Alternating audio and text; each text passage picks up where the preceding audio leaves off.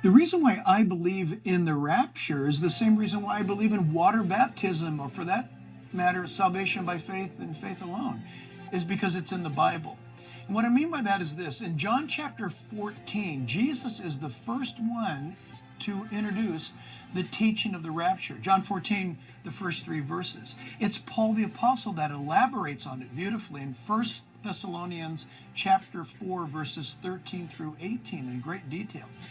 Here's what we need to remember, is that the first coming and the second coming of Jesus Christ is to the Jewish people and to Jerusalem and to set up his kingdom. The rapture is something that is an appearance in the atmosphere, and it's to take the church to heaven to meet Christ. Revelation chapter 19 shows the church in heaven before the great second coming of Christ. So it's biblical and it's the blessed hope.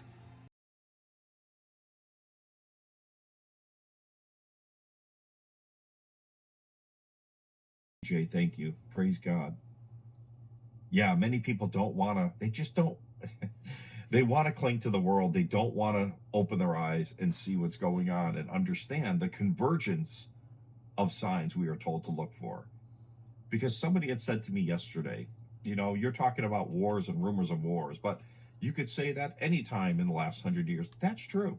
There have been wars and rumors of wars, it seems like, continuously through the last 100 years.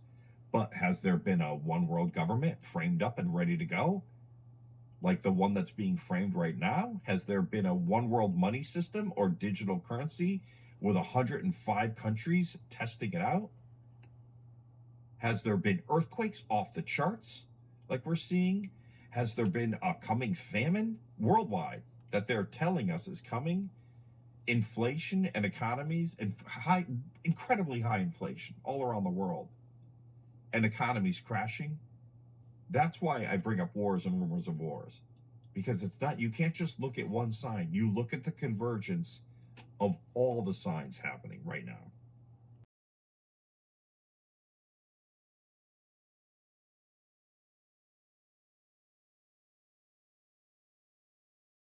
Israel has released the first national intelligence report that says the world is on the brink of a tectonic shift that will change the planet's geopolitics. The Israeli Ministry of Intelligence has prepared a report warning that the world is on the verge of a transition to a new global order. The Jerusalem Post announced. The document is defined as the first report of the Israeli National Intelligence Service. We are on the brink or in a transition to a new global order. Surprise you? It probably doesn't.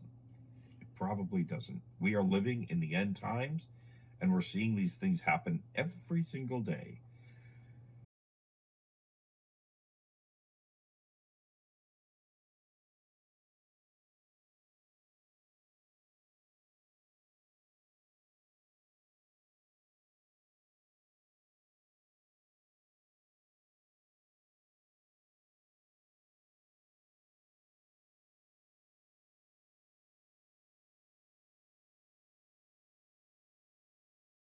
And 9 questions are going to eat away at those that are the most sincere. And they're going to start asking questions like, well, wait a minute.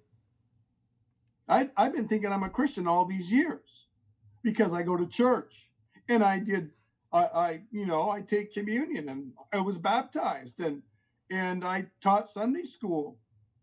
But those people went up, they're gone and I'm still here. So am I a real Christian?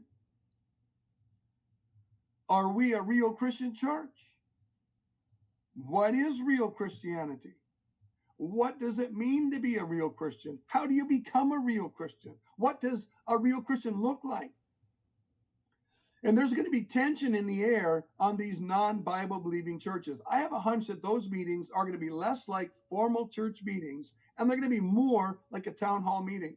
The attitude of the people is going to be, hey, we don't want a sermon today. We don't want church formality today. We want answers.